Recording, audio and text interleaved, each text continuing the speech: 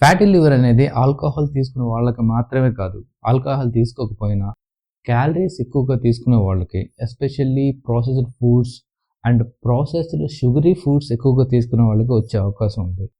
Good news ఏంటంటే ఈ fatty లివర్ని మనం రివర్స్ చేయొచ్చు. స్టేజ్ 4లో ఉంటే మాత్రం రివర్స్ చేయలేము, కానీ రీప్లేస్ చేయొచ్చు. బట్ స్టేజ్ 3 అంతకంటే తక్కువ ఉంటే మాత్రం దాన్ని మనం రివర్స్ చేయొచ్చు.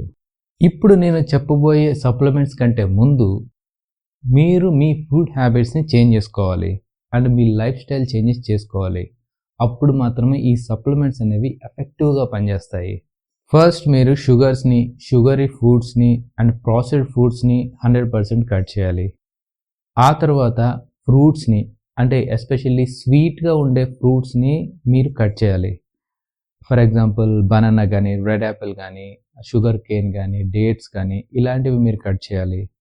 ఎందుకంటే ఈ ఫ్రూట్స్లో ఫ్రుక్టోజ్ అనే షుగర్ ఉంటుంది. సో ఈ ఫ్రుక్టోజ్ అనేది మన లివర్ మాత్రమే మెటబోలైజ్ చేస్తుంది, వేరాజ్ గ్లూకోజ్ అనేది మన బాడీలో ప్రతి సెల్ మెటబోలైజ్ చేస్తుంది.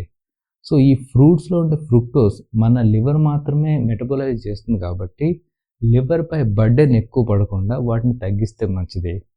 అలాగే టాక్సిక్ ఫుడ్స్ని అవాయిడ్ చేస్తే మంచిది.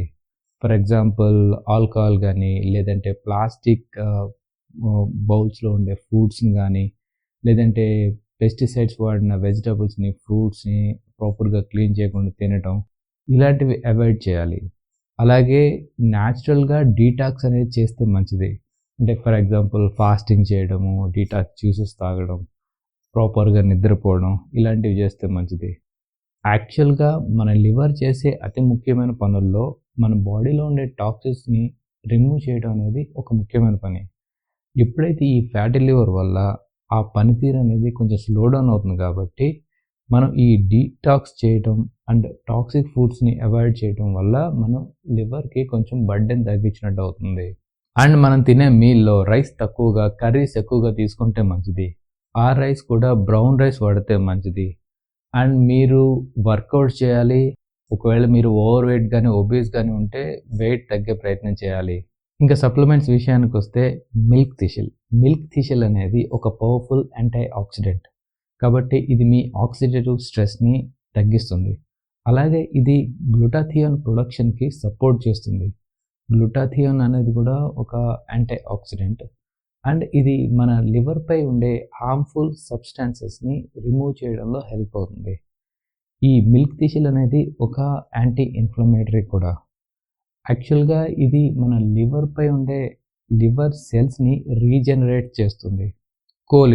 కోలిన్ అనేది ఒక ఇంపార్టెంట్ న్యూట్రియంట్. ఇది జనరల్గా ఎగ్స్లో, చికెన్లో, ఫిష్లో కూడా అవైలబుల్గా ఉంటుంది. ఒకవేళ మీకు కోలిన్ తక్కువగా ఉన్నా కూడా ఫ్యాటీ లివర్ వచ్చే అవకాశం ఉంది. కాబట్టి మీ కోలిన్ డిఫిషియన్సీ ఉంటే కోలిన్ సప్లిమెంట్స్ తీసుకోవడం కానీ, లేదంటే కోలిన్ రిచ్ ఫుడ్స్, నేను ఇందాక చెప్పిన ఫుడ్స్ తీసుకోవడం కానీ చేస్తే కొంచెం ఫ్యాటీ లివర్ని తగ్గించే అవకాశం ఉంది. అలాగే N-అసిటైల్సిస్టైన్ ఇది ఒక పవర్ఫుల్ యాంటీ ఆక్సిడెంట్ అండ్ ఇది ఆక్సిడేటివ్ స్ట్రెస్ని తగ్గించడంలో కొంతవరకు హెల్ప్ చేస్తుంది. అలాగే ఇది గ్లూటాథియోన్ ప్రొడక్షన్ కూడా సపోర్ట్ చేస్తుంది. నేను ఇందాక చెప్పాను గ్లూటాథియోన్ అనేది కూడా ఒక యాంటీ ఆక్సిడెంట్స్. ఇది మన లివర్పై ఉండే హార్మ్ఫుల్ సబ్స్టాన్సెస్ని రిమూవ్ చేయడంలో హెల్ప్ అవుతుంది. అండ్ ఈ N-అసిటైల్సిస్టైన్ మన లివర్కి హెల్ప్ చేసి టాక్సిన్స్ని రిమూవ్ చేయడంలో కొంతవరకు హెల్ప్ చేస్తుంది. ఆల్ఫా లైపోయిక్ యాసిడ్ ఇది కూడా ఒక యాంటీ ఆక్సిడెంట్ కాబట్టి ఆక్సిడేటివ్ స్ట్రెస్ని తగ్గిస్తుంది. అలాగే ఇది యాంటీ ఇన్ఫ్లమేటరీ కూడా. అలాగే ఇది మన లివర్ డ్యామేజ్ని కొంతవరకు రిపేర్ చేస్తుంది. అలాగే లివర్ సెల్ రీజనరేషన్కి కొంతవరకు హెల్ప్ చేస్తుంది. అండ్ టాక్సిన్స్ని కూడా కొంతవరకు రిమూవ్ చేస్తుంది. ఇవే కాకుండా మన బాడీ ఓవరాల్ హెల్త్ కోసం omega three, D vitamin and A, E, C vitamin, anti inflammatory vitamins లాంటివి వాడితే మంచిది. That's it guys. ఈ వీడియో మీకు ఎంతో కొంత యూస్ఫుల్ ఉంటుందని అనుకుంటున్నాను. If you like the video